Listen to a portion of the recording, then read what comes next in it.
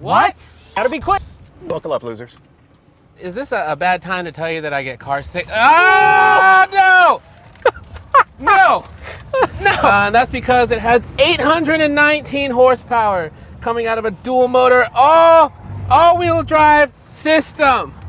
It does the quarter mile in under 11 seconds at 131.8 miles an hour. Jesus. Here's the deal. High performance luxury. 안녕하세요, 루장입니다. 미국의 장기금리 급등으로 금리에 상당히 예민한 대형 성장주가 약세를 보였는데요.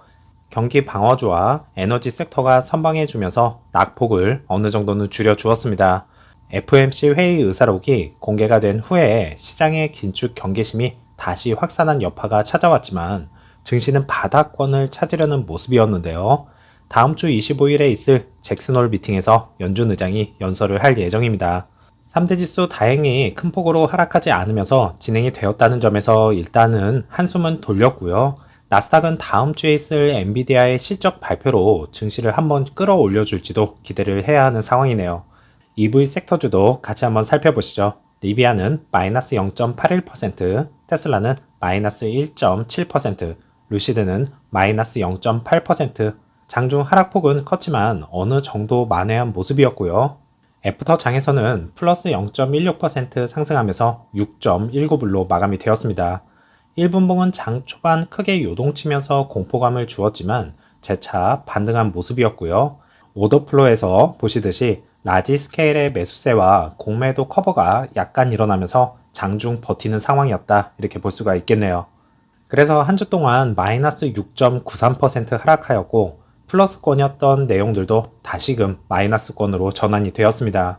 월스트리트에서는 향후 12개월 동안 루시드 주가를 설정을 하였는데요. 예전에 58불 최고가를 찍은 후에 현재 6달러로 크게 하락하면서 많은 투자자들 마음에 깊은 상처를 주고 있는 중입니다. 예상보다 부진했던 2분기로 인해서 많은 이들이 떠나고 있는 지금 주가도 하방 압력을 크게 받고 있는 중이지만 월스트리트 애널리스트들은 앞으로 루시드에 대해서 낙관적으로 표현을 하였고 12개월 동안 가격이 상승할 것으로 예상을 하고 있었는데요. 평균 애널리스트 목표 가격은 32% 상승한다고 보고 있었습니다. 그래서 평균 목표 가격은 8.2불로 현재 가격인 6.2불보다 32% 높은 수치라고 이야기를 하고 있습니다. 애널리스트들의 의견이 다 맞는 것은 아니지만 하락 추세보다는 상승 추세에 더 힘을 실어준 것이 다행이다 생각이 들고 있고요.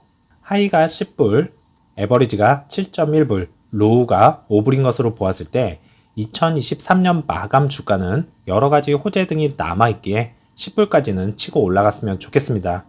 이제 3분기도 어느덧 중반을 지났는데요. 루시드 측에서 가격 할인으로 인한 재고 물량이 어느 정도 판매가 되었는지도 눈여겨봐야 4분기에 대한 판매량도 가늠을 할 수 있을 것 같고요. 1만 대 생산이 순조롭게 이루어지고 있다라는 피터 롤린슨 CEO 말대로 꼭 이루어지길 바라겠습니다. 앞선 인트로 영상에서 보셨던 에드먼즈 영상이었는데요. 캐딜락 에스컬레이드와 2022년 루시드 에어 그랜드 투어링을 비교를 하였네요. 사실 세단과 SUV 비교는 종목이 다르기 때문에 이상할 수 있겠지만 한번 살펴보죠. 질문은 이렇습니다. 우리가 만약에 15만 불이 있다고 한다면 어떤 차량을 선택을 할 것이냐인데요.